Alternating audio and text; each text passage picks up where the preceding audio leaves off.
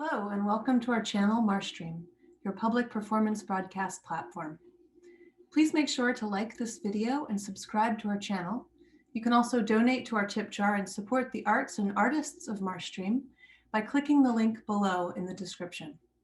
Check out our website, themarsh.org, for all upcoming live performances. Now, enjoy the show. Hello, welcome to Stephanie's MarshStream with Laura Sydell. I'm Stephanie Wiseman, Artistic Director and founder of The Marsh and MarshStream. Thank you for joining us tonight. Our featured guest, Laura Sydell, reported on technology for public radio for 2 decades. First for PRI's Marketplace, and then for NPR's news magazines, morning editions, and All Things Considered. After 20 years of covering tech, she is trying to figure out how a group of techno-utopians transformed the world and got us into this mess. When she was younger, she was a theater nerd, and so she has returned to the theater and is using it to contemplate her last 20 years. Tonight's performance is a small section of what she hopes will be a longer piece about her journey. It is a work in progress. And while this work is based on a true story, it is a work of art, not a work of journalism. So let's welcome Laura Sydell to MarshStream performing Ret Meat for the Alt-Right. And we'll be back right after her performance with an interview and Q&A. Laura, hello. After the 2016 election, us journalists were in a state of shock. We realized our power had been usurped by an army of trolls spreading lies, also known as fake news. Those emails from Dad and Aunt Betty about how Muslim nurses don't wash their hands or the Clintons kill all their enemies were no longer funny. They were frightening. I got an assignment to write about Facebook groups that had been penetrated by Russian agents. And I'm looking into this one group where there's all these stories about how, immigrants are bringing crime to the United States. And I want to speak with someone in the group, and I'm messaging with this woman. I think she's a woman, on the internet, can't always know. And I tell her that officials say that this group has been penetrated by Russians. And she writes back, LMFAO, laughing my fucking ass off. And she calls me a tool of the MSM, mainstream media. And she is nasty and spiteful. And I am polite. You remember polite. I knew it wouldn't make any difference to this woman, but I needed to keep up, the journalist persona. Later on, I started thinking about certain Russian novels. I was a Russian cultural history major in college, and I wrote my honors thesis on Fyodor Dostoevsky. And I'm thinking about Notes from Underground. This is one of his shorter novels, but it is a very important one. Okay, it only has 3 out of 4 stars on Goodreads, so much for classics. Anyway, it begins. Я злой человек, я человек больной, я думаю, что и меня болит печень. I am a sick man. I am a spiteful man. I think there is something wrong with my liver. The main character is a middling civil servant who is retired to his basement apartment in St. Petersburg. And he is petty and nasty and self-destructive. He says, still, if I do not call a doctor, it is from spite. If my liver is bad, let it get worse. Lately, I feel like that sounds like half the country. It's like the internet is filled with these dark creatures sprouting up like poisonous weeds. Oh, how ironic it is when we discover that these trolls are coming from St. Petersburg. I get an assignment to go catch one of these dark creatures. My editor wants me to figure out who wrote a particular fake news story. Here it is. FBI agents suspected in Hillary email leaks found dead in apparent murder-suicide. This article is amazing. It's got this dark, convoluted plot about this FBI agent who, was looking into Hillary's emails and dies under mysterious circumstances. And it's got this incredible picture of the house ablaze and the silhouettes of the firemen. And it's in a publication, says it's called the Denver Guardian, and you got your local weather and your horoscope. This article was seen by over 500,000 people on Facebook alone. The only thing is, there is no Denver Guardian. There is no FBI agent. This photo, it's a stock photo. Somebody has clearly put a lot of time into this. When I set out to find who wrote it, I had no idea if I'm going to end up in like St. Petersburg or St. Louis. In order to find who wrote this, I do need some help. I need someone who knows how to scrape the bowels of the internet for sewage, someone who really understands the workings of the dark web. I need a nerd. John Jensen here. A friend puts me in touch with a very nice geek to assist. Yeah, I think I can help. John is a lovely guy from New Zealand and a very smart software engineer. He loves a good mystery, especially when it involves catching creeps. So John, I'm wondering if you think you can help me figure out who owns this website. I can give it a try, mate. A couple days later, he calls me back. So I think I got something for you. Yes. So whoever did this was pretty clever, but he made a mistake. He used WordPress and he left his handle on the original documents. At Let Texas Secede. Let Texas Secede? Is he like some kind of right-winger who's trying to break up the union? Maybe he's a Russian agent posing as a right-winger who wants to break up the union? Don't know, Mike, but that was the thread that started to unravel everything, really. That led me to some other sites, and they all came back to a single Amazon server.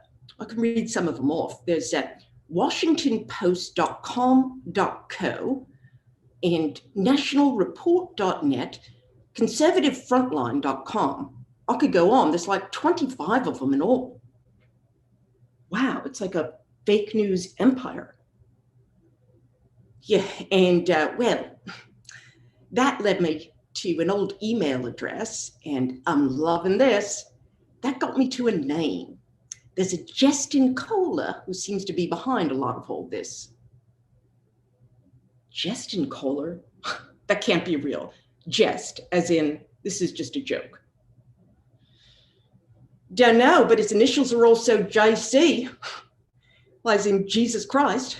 Anyway, it seems Jesus has a LinkedIn page, and it says that he worked as a database administrator, sold magazine subscriptions, and was a freelance writer for World Boating Magazine. So is Hillary being harassed by an international cabal of yachtsmen? Don't know. Maybe he's a rich Republican.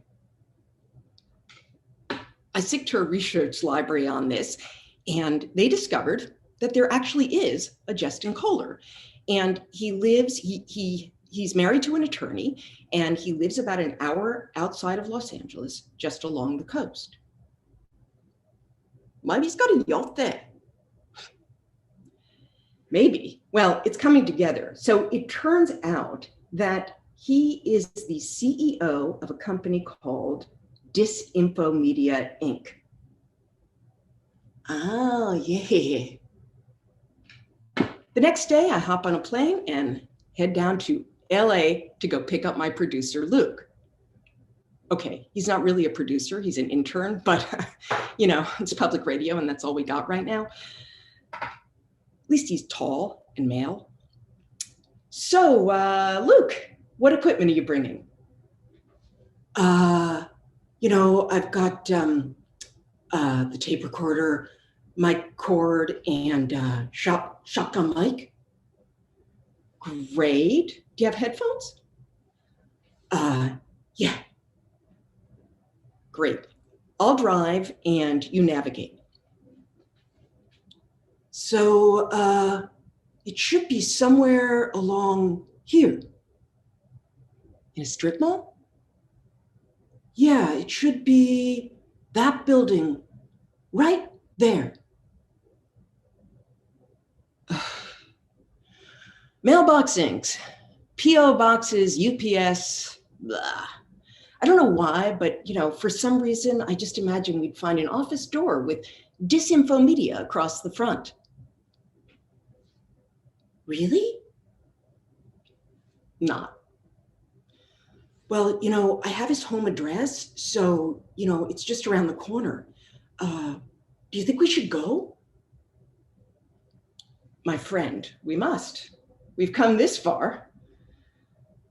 So keep the recorder rolling, and I'm going to describe the neighborhood, all right? So it looks like Justin Kohler lives in a very nice upper middle class enclave with manicured lawns and 2-car garages. And his house is a nice ranch house with a large front lawn and a tall palm tree, because, hey, this is Southern California, and a very large American flag, because, hey, I guess he's a patriot. Okay, so are you ready? Yeah. Don't worry, it's going to be fine. I need to reassure the intern. And actually, I could use a little reassurance myself. You don't suppose that he would take this shotgun microphone, for like a real gun, or that he would have a gun? Oh my God, I hear a dog barking. Don't worry, that dog's bark is way too high-pitched to be scary.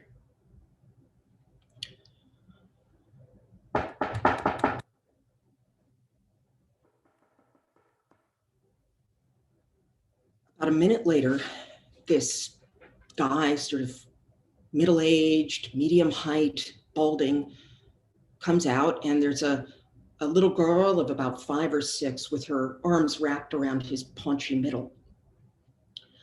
Hi, we're from public radio, and we're looking for Justin Kohler. Why? Wanted to ask him something? Okay. I have an article here, and I'm wondering if you wrote it.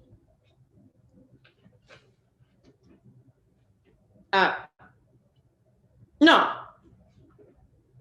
You didn't write it, because we were doing some online research, and we came across your company, Disinfo Media, and certain websites, National Report. Don't know what to tell you. Nothing. Well, let me give you my card, and if you think of anything, let me know. Do you think that was him? It had to be him. Whoever he is, he's doing all right. I mean, nice house, new rugs, furniture. He didn't look anything like I was imagining. I mean, he was like middle-aged working dad. You're really sure that was him? Oh yeah, I'm sure. We drive back to the city, and I'm thinking, I gotta get this guy to talk. And, he didn't look dangerous. We drive up to a bar for a well-deserved drink with some friends, and, I check my email, and there's a note. Hi, I'm sorry I was so rude, but you took me by surprise. I'm actually a big public radio fan. You may not realize it yet, but we're on the same side. I can explain. And he gives me his number and tells me to call him the next day. Hi, I'm looking for Justin Kohler. You could have called instead of just stopping by. I figured you'd just hang up on me. Perhaps. So is Disinfomedia your company? Yeah, but I didn't write that article.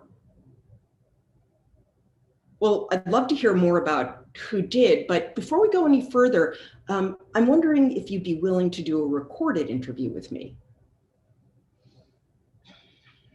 I don't know. Now, I have been here before, the reluctant interviewee. In real life, I'm not much of a hard ass, but I have this other persona, my reporter persona. She's tough and she's willing to do what she needs to do. And she's not afraid to put a little fear into somebody if that's what it takes to get the truth. Watch, I start slow. Well, Mr. Kohler, you mentioned that you were a big public radio fan, so this is your opportunity to get on our air. Yeah. There's a long pause, and I let it hang. Sometimes silence has a way of making things bubble up, like a conscience. I'm starting to feel like a character in Dostoevsky's Crime and Punishment, the detective, Porfiry Petrovich, whose slow, persistent questioning of the protagonist, Raskolnikov, leads to a murder confession. I don't mind talking to you, but I don't think I really want to be recorded. Can't you just take notes? Mr. Kohler, you're a public radio fan. You know how boring stories are when there isn't any interview tape? Yeah. Okay, I have circled the drain long enough.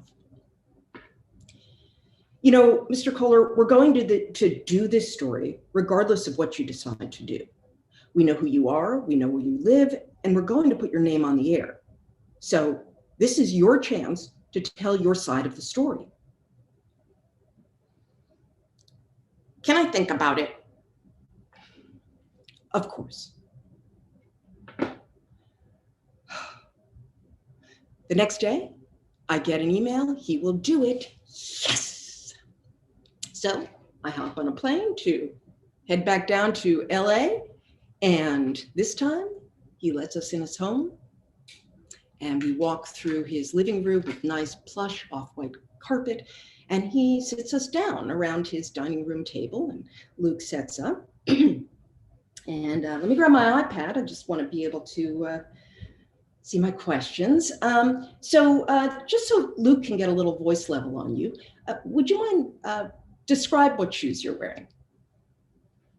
Oh, I'm wearing a pair of black Nikes with white soles and, one of those black Nike stripes up the side. Great. And for the record, just state your name and your title. Oh, I'm Justin Kohler, and I'm the CEO and founder of Disinfomedia, Inc. He seems a little nervous, so I throw him a couple softball questions, just to warm him up. So I'm just curious, Mr. Kohler, do you own a yacht? A yacht? No. Why? We were looking at your LinkedIn profile and it said you worked for World Boating Magazine. Oh, yeah, I did, but I don't really know anything about yachts, but they hired me as a travel writer and the pay was good, but I don't really care for yachts. So tell me, when did you first start Disinfomedia? Oh, I guess it was late 2012, early 2013. I was looking into what's now being called the alt-right. It was kind of a response to that. Really? Yeah, well, in college, I was a poli-sci major, and I was always really interested in propaganda and how it worked. And then with the internet, I was looking at how things go viral. So the idea was to write blatantly false and fictional stories and send them out into the alt-right echo chamber and then publicly denounce them, just, to show how crazy the alt-right really is. Wait a minute. Are you a conservative? Oh, no. I'm a registered Democrat and proud of it. So why were you doing this? Oh, it was a joke, just to show how crazy the alt-right really is. Okay. I am now starting to think I have not found the underground man. I have found Raskolnikov. Okay, here's the elevator pitch for Crime and Punishment. The main protagonist, Raskolnikov, kills an old pawnbroker to show that he can commit the perfect crime, to show how smart he is. But he has a conscience and he makes a mistake, and that gets him caught and he confesses. Now, my Raskolnikov, also known as Jesting Kohler, didn't kill anyone, at least not literally. He just took a knife and stabbed it right into the heart of the truth to show how smart he is. But he did make a mistake, which means a conscience that leads to a confession. So, Mr. Kohler, when were you going to come clean about your fake news enterprise? Oh, I already have spoken out. You have? Oh, yeah. My first site, National Report, that's still my favorite site. Anyway, there was a link on that for emails, and we'd get inquiries from like Vice, BuzzFeed, The Washington Post. I'd talk to them.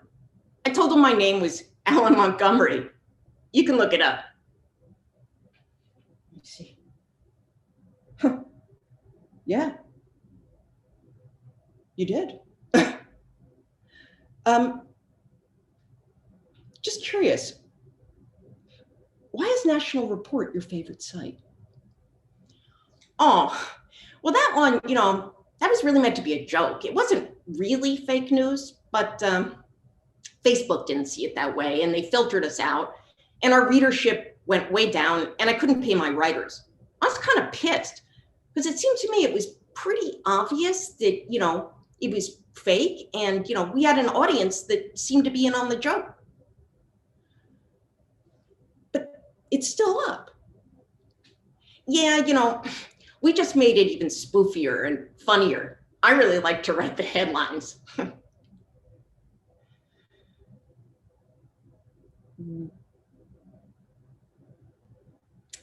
me just take a look. Oh, yeah. Huh. Chris Christie nominated to National Food Court. Not bad. But what about the Denver Guardian?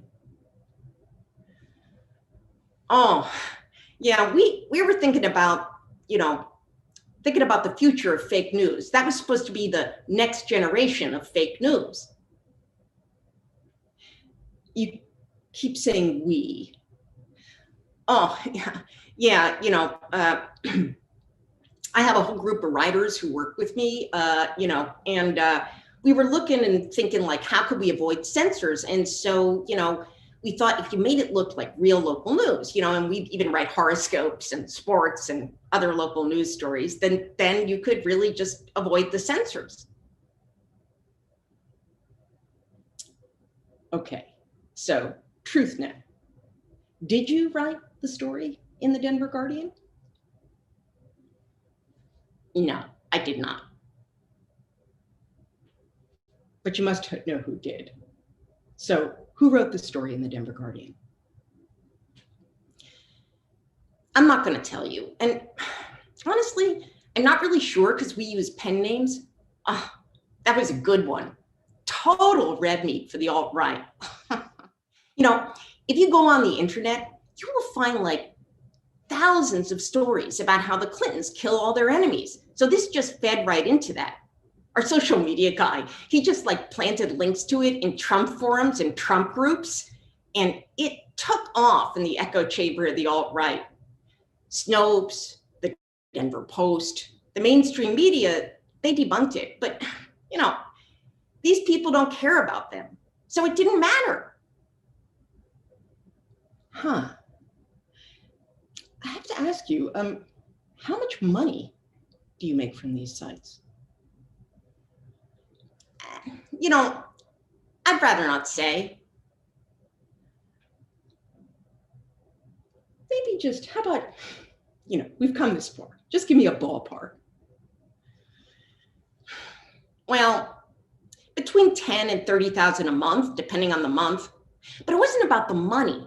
I mean, people have got to wisen up about information online. Facebook, Google, the government, they're not going to do anything about this. For a minute, I wondered if I was in the wrong business. Real news takes so much work. Research, interviews, fact-checking. But I'm not that greedy. I did want to say to him, oh, how convenient that it wasn't about the money, and yet you made more money doing fake news than I make doing the real stuff. But I didn't. Got to keep up the journalist front. So if, as you say, you really are a Democrat, do you ever feel guilty that maybe you actually played into Hillary Clinton's loss? Oh no, I don't. As much as I like Hillary, she was a poor candidate, and Trump was smart. He knew his base. He knew what they wanted to hear. Nah, there were a lot of things that led into her loss. And you guys, the mainstream media, you gave Trump like $2 billion of free advertising by reporting every word and thing he did. No, I'm not going to live with that on my conscience. Maybe I would have done things differently around the Denver Guardian. I don't know. But, seriously, the public has got to wake up. And I was just trying to get them to wake up. By making money, taking advantage of vulnerable people? That's what I wanted to say, but I didn't. So, Mr. Kohler, do you think you're going to continue to create fake news? Yeah. I've been thinking about that. Maybe I've dabbled long enough. Hey, I got a great life, beautiful home, terrific marriage, 2 great kids. Maybe it's time to do something else. I left Justin Kohler's house feeling confused. He wasn't what I was expecting at all. I saw him one more time at a conference in Austin, Texas. You'll never believe this, but a group of news organizations and foundations invited him to come discuss fake news. Now, he says they didn't pay him, and he paid his way and paid his own room. And I think he did have some genuine remorse about what he had done. Hey, Raskolnikov confessed, went to prison, repented, became Christian. Unfortunately, the pawnbroker remained very dead, and Hillary Clinton lost the election. And I would say fake news definitely played a role in that. Sometimes I wonder, how long can we just keep stabbing the truth before it dies? All of this started to make me really think about evil. Like, how does it happen? How does it function? In fiction, we have characters like Darth Vader, with like his black cape and booming voice and his lack of tenderness and the unquenchable lust for power. In real life, we have Hitler and his henchmen. I think Hitler was probably the last time there was a world leader that everybody could pretty much agree on was unquestionably evil. But in the trials after the war, when we saw his henchmen, they were remarkably ordinary. The philosopher Hannah Arendt famously coined the term the banality of evil when she was reporting on the trial of Adolf Eichmann, the Nazi who deported the Jews to the death camps. Now, her verdict on his character was that he was just a bureaucrat trying to climb the Nazi career ladder. Now, I am not calling anyone a Nazi. That's not what I'm saying. I'm just thinking, like, how do evil things happen? What does it look like? Who is Justin Kohler? He's just a regular guy. He loves his family, his wife, his kids. He walks his dog, takes his kids to school. An ordinary guy running a fake news empire out of his house as a joke, out of spite, to prove he's smarter than other people. Hey, I'm going to show you right-wingers just how smart I am and how dumb you are. And he just made some people dumber. And as far as I can tell, they still haven't woken up.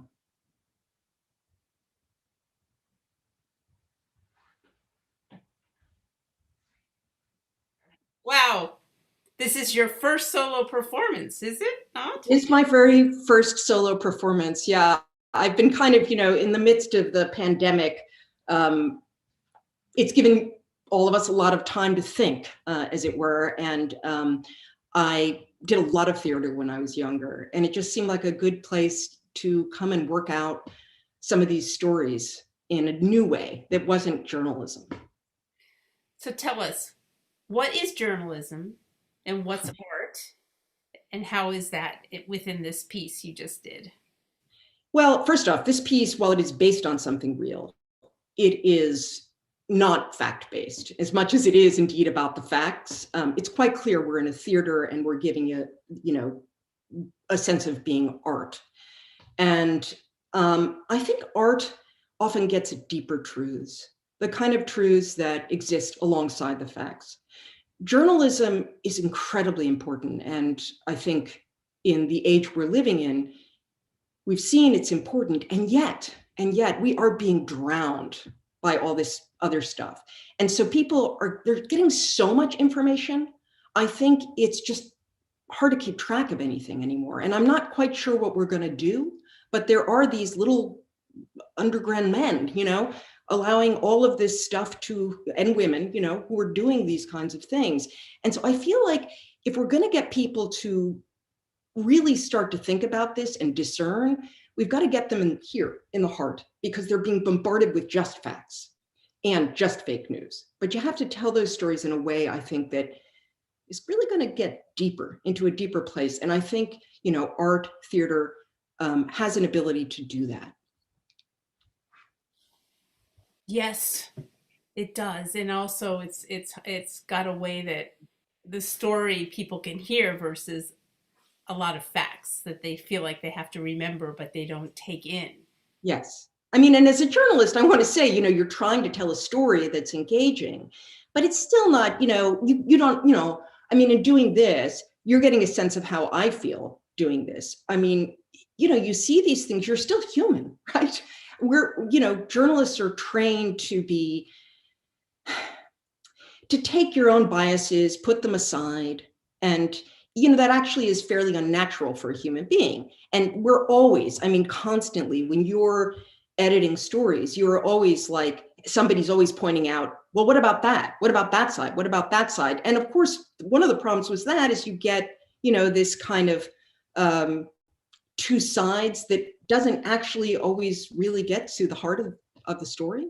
And I've seen that happen way too often. It's like the Republicans said this, the Democrats said that.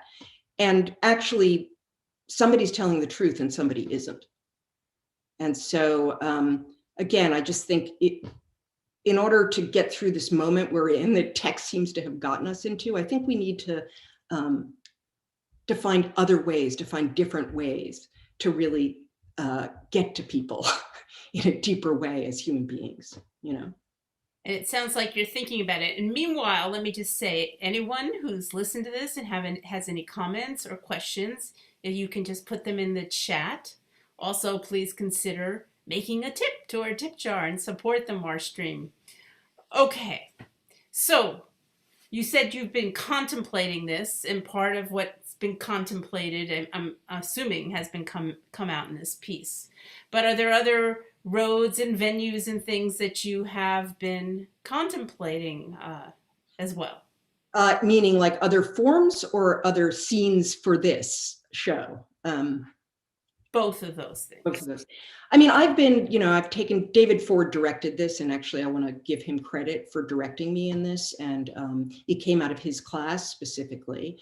And yes, I have been working on other scenes that happened to me. And in some ways, this is, I think, a bit of a climax of some of the other stuff that I'm working on, because I really, when I first started reporting on it, I did meet a lot of techno-utopians. And, yes, there was, when I moved here in 2000, there were lots of cocktail parties and money flowing in, but there was still this old guard of people who were, sort of old hippies and artists. And they really believed that what they were doing was going to make the world better. And I think that some of the people who came along used the rhetoric, this sort of techno-utopian rhetoric, and threw it on top of that and created some monsters. And how are we going to deal with social media, So define techno-utopians for us. It's people like Stuart Brand, who founded the Whole Earth catalog and then went on to create Wired magazine. It was this sort of belief that through technology, we could solve all the world's problems. And, you saw me bring Dostoevsky into this. And the reason he came to my mind was that he was responding in part to the utilitarian mindset of the time. And this idea that pure reason, that if we had enlightened self-interest, we would all do what was good for us, of course, right? And so his characters, the underground man, Raskolnikov, they're proving something, that we're actually not rational creatures. And so when I talk about techno-utopianism, there is a kind of, logic behind everything, right? Computers are O's and ones. They're very logic-based when you build a technology. But, they don't change this. They don't change us. Dostoevsky wrote, his books in the 1800s, and yet I find him just as relevant as he ever was, Yeah, my pal, and I think yours too, Barbara Lane asks, and I think maybe you answered it, but I love the Russian lit connection. Can you say more about that? Yeah, I mean, yeah. In there was I guess it was 1851, there was this big fair in London, World's Fair, and they built this crystal palace, which was made of glass and steel, and it was meant to be the sign of the Enlightenment and rational self-interest. It had all the great technology of the time, and it pops up as a symbol in Dostoevsky's novels. Largely, he says things like, these characters say things like, "I can't stick my tongue out in your crystal palace," he has a kind of contempt for that. And so I think, these dark characters that he comes up with, I feel like they really are, like, you hear about, we're hearing these stories of people in their basement, right? Running like, rings of, porn and, or, running fake news operations or all these things. And they do feel like those characters in his novels to me. And to that, you can begin to integrate that into this work you're doing now, the dark character. Yeah, exactly.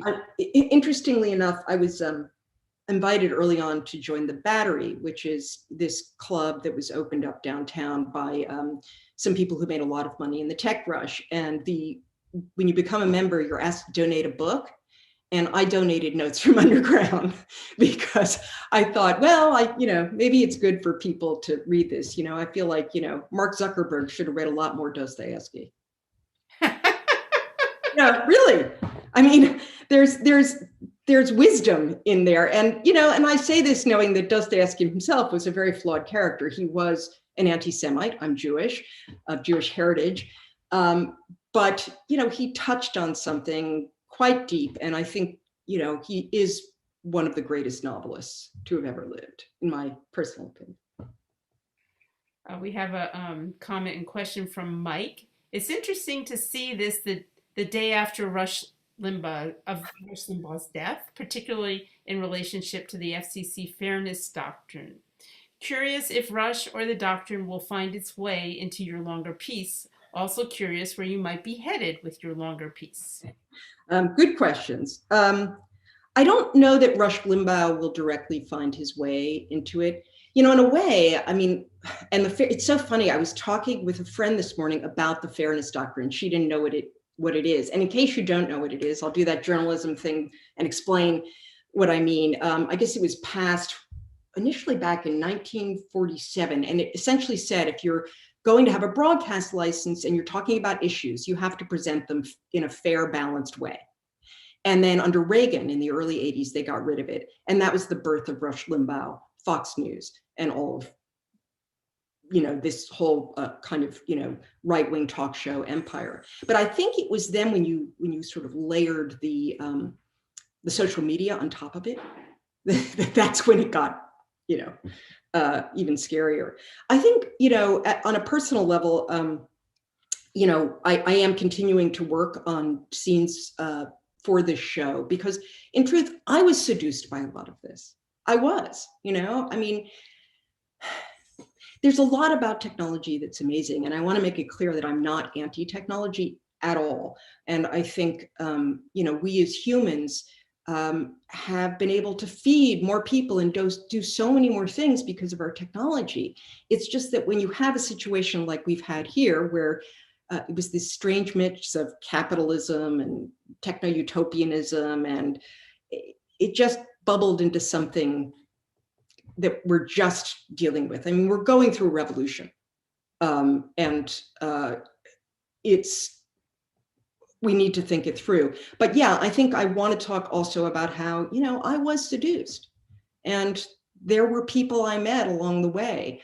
I interviewed major CEOs and all these people, and they're seductive, they're very seductive. And there was wine flowing and dinner parties and all those things. So I think I'm also writing about my own seduction. And when you say your own seduction, what do you mean? What were you where was your mind seduced? I think it was this sense that, and mind you, I don't entirely disagree with this, that somehow, this capitalism was different from other capitalism. That, Steve Jobs used to say, we can do well by doing good. And actually, the venture capitalist who quoted that to me, Roger McNamee, is now a vocal critic of Facebook. He was an early investor in Facebook.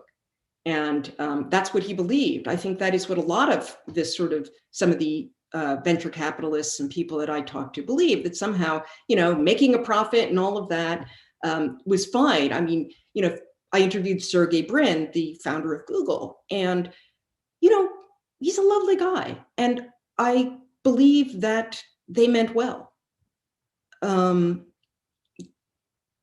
But, unintended consequences, right? It's not, because if you don't think about like the jesting colors of the world and what they're going to do with your technology, right? So I think I was seduced by thinking like, oh, there's really like, great. Wouldn't it be great if we digitized all the world's books? Wow. Wouldn't it be great if we could get all the world's information? And it does sound great. It sounds really great. And I think probably we will solve the climate crisis through our technology. But there's something else too, and that was very missing from the equation here. And partially, I think, lack of diversity, all kinds of things contributed to it. We'll talk about something else. Go deeper for us into the something else. The something else. The sense that you can make a tool with all the good intentions in the world,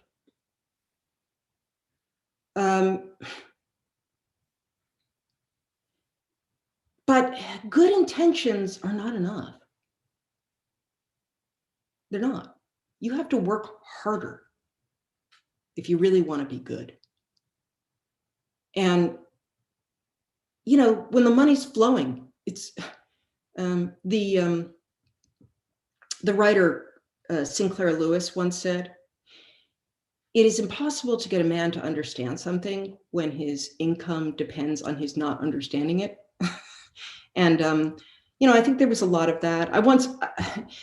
So yeah, what is the something else? The something else is we're grumpy sometimes, we fight, we throw our computers against the wall some days because it's like, the thing is about a lot of these people is they're like in their own head. That's why so much software sucks, right? They're like, hey, I think this is cool, I'm going to add this. And they don't really think about the other person on the end who's got to use their software. And I saw a lot of that. I know it's kind of a cliche, but the point of my story is I guess, showing how easy it is to be seduced, because people do seem really nice, and they're serving you wine and nice dinners, and, and you're just having a chat with somebody and they seem like a regular person. Yes, okay, he's a billionaire, but, and when you're a billionaire, I think it's pretty hard to imagine what life is like for most people. It just is. It's the nature of having that kind of money, Justin Kohler is like more of a middle-class guy, $10,000 to $30,000 a month meant something to him, yeah, he did well, but he wasn't, he didn't live in he didn't own a yacht, he was just a regular person. And so I'm really just interested, and always have been. The focus of my reporting was on when the technology meets the person, Well, I can say that personally, the Marsh exists because of technology. Yeah, right now, yes. You are currently talking to the first desktop publishing teacher, probably one of the first in the world. Yeah. Yeah. And I was able to take all that technology and use it and kind of single-handedly in the beginning start the Marsh, because I used all that technology from layout to Excel to Word. I could lay out my own posters, all that stuff that technology allowed us to do. Yeah. So, there's that side of it. And now we've got this side with the Zoom, which has allowed me, because I love this stuff, to take that technology and zoom it to the Zoom, or whatever you want to call it, with this programming. So Absolutely. there's these sides, but like so far Apple hasn't funded us to do anything. We've done so much for the Apple, but nobody has done anything Nobody's done anything to help you. Yeah, these tools are great. Although I have to say, the other thing is, it's weird. One of the reasons I signed up at the Marsh, it was before this all began, I signed up for the class because I wanted to be in front of live people, because I was used to speaking to people, over the radio, and this happened. So I think this will feel very different for me, in terms of the stuff I'm working on, if I actually have a chance to perform it in front of real people, as opposed to like this. You've got a lot of good comments. People are saying, "Did you might have chosen the wrong profession. You should have been acting," says Penny. And well, now. Tom says the climate analogy is interesting because there too it is easy to be seduced by the glorious technological fixes, which are great and useful and now necessary to save us from climate disaster, but can also distract us from the fact that we need to undertake difficult changes in how we interact with the world to solve the underlying problems.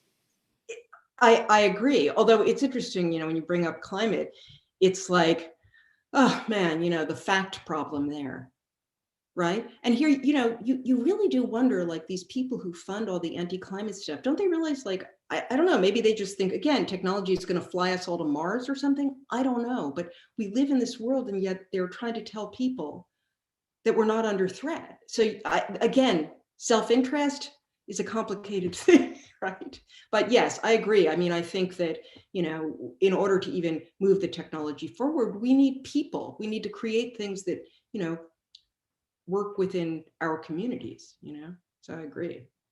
Exactly. But it is hard to imagine how people think they can keep doing this stuff and keep living through it, and there's no consequences, right? Yeah, look at Texas. Exactly. And burning up, everybody's getting carbon monoxide poisoning from what? Burning things in their house or something? Let's see.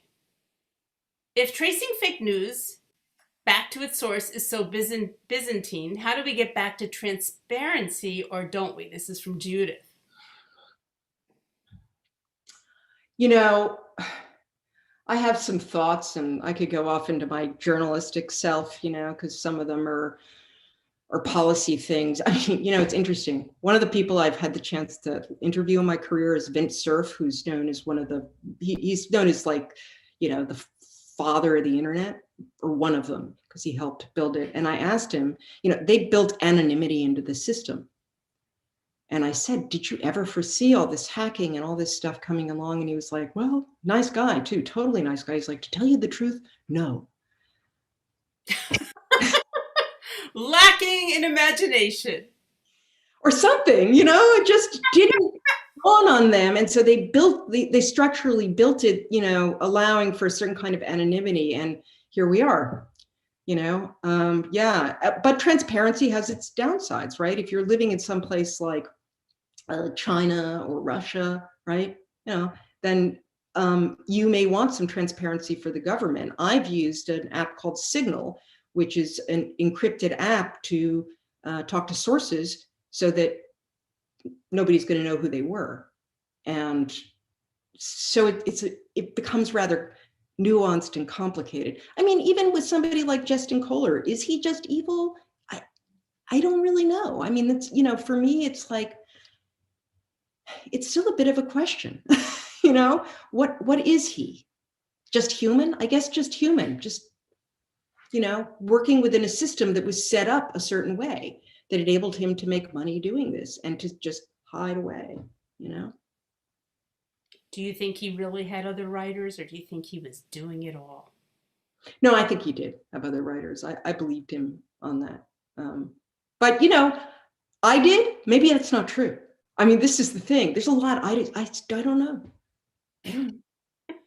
I'm not the, I mean, I pressed him on all kinds of things, but, he didn't want to answer some things. So, maybe he did write the story in the Denver Guardian. And in truth, I never found out who wrote it.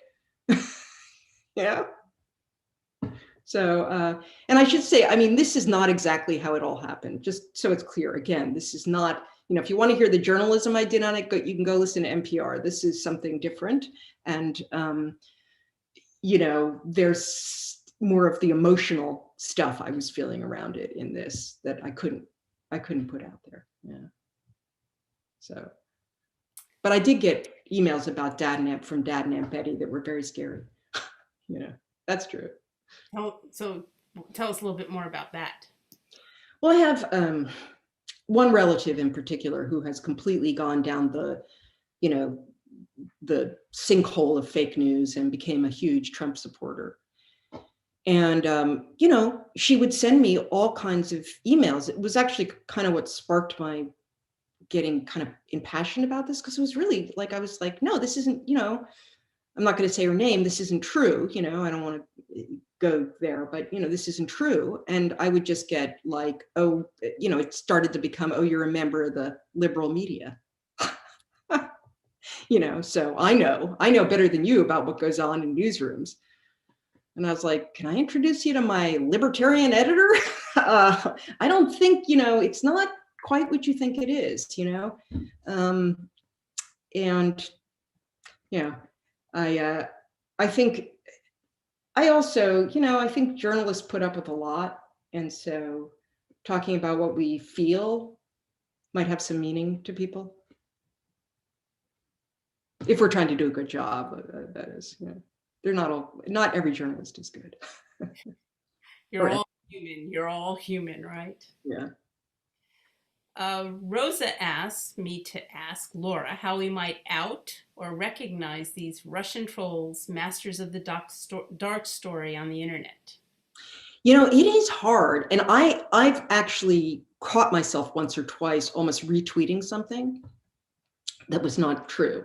And I think the best thing to do is look at where it came from. What publication is it in? Because, if it's something you've never heard of, be careful.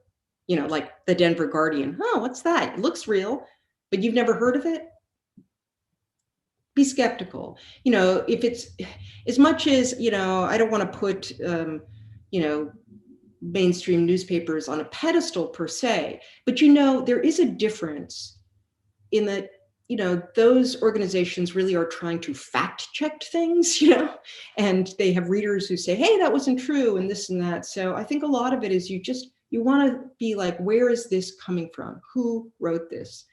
Just use your critical brain. Don't, if you do use social media, don't say, oh, that looks really interesting, I'm going to just send that up, because that's what happens. And it's honestly, I've almost been fooled. So it's hard. So I've got some comments from Richie, I hope you're saying your name right, asking if you'll come back to the Marsh and perform again. Love so much. So tell us how you're moving forward with this. Well, with David, David Ford, to whom I'm, he's just a wonderful teacher, and he's good at bringing things out of people and making unconfident, nerdy journalists like me feel better. And so I am back in his class again, and I am, I think this particular part of it is going to end up being kind of towards the end of it. I have started other parts that I just don't feel are ready yet to like really highlight, because I've got to get it all come together. So I don't know, over the next few months and so forth, I hope to bring it all together into a formulated whole, and then, be able to perform it in full. That's the plan. Well, that sounds like a wonderful plan. Wonderful for you and the Marsh, we hope. And thank you. We are actually at the end of our time. Well, thank you. And thank you so much for having me. It's been wonderful. Loved your performance. Loved this. Loved being able to talk about it after. And you should make sure you get a copy of this chat from Brian Williamson, our wonderful producer, because there's a lot of nice comments in there about how great it was. Oh, well, good. I'm glad. Ultimately, theater is supposed to be entertaining and engaging as well. So I'm glad that it wasn't like a poison pill or something. So thank you so much. Thank you. Thank you.